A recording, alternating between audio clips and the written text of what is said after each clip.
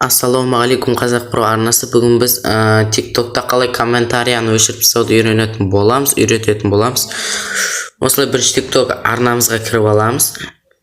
Өзіміздің мысалы осы неге кіріп аламыз.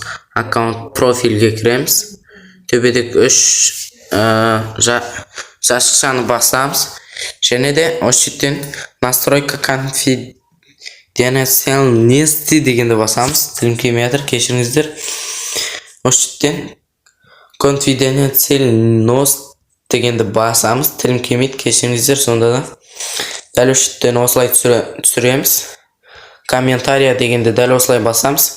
Осы жерде весе дегенді ауыстыруға болады. Мысалы, друзья дегенді, никто деген, ешкім деген.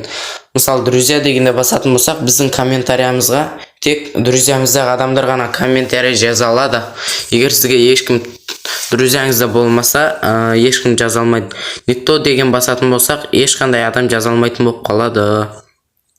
Фильтр деген ол комментарияны таңдалады. Мысалы, фильтр дегенді бассаңыз, өзіңіз таңдап қоясыз, мынандай комментарий жазбауға болады деген сияқты ғой. Значит, никто деген бассақ, маған ешкім комментарий жазамай қалады. Міне қазір көрсетейін.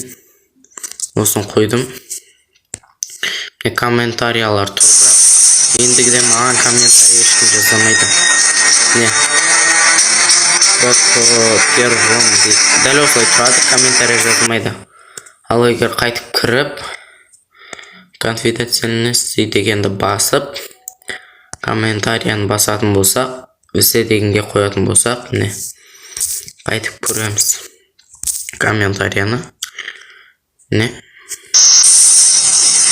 Енді жазалады. Дәл осылай қоспайыз. Енді жазыла береді.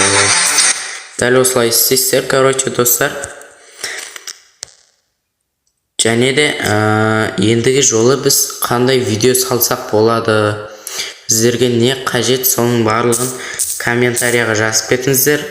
Бірінші тұрған комментарияға және де ең көп лайк басылған комментарияға арнап видео салатын боламыз ендігі видеода. Ондай болса, қош сау болыңыздар, Қазақ про арнасы. Видео ұнаса лайк басып, және де тіркеліп, комментария жазып кетіңіздер, және де қоңыраушаны басып кетіңіздер.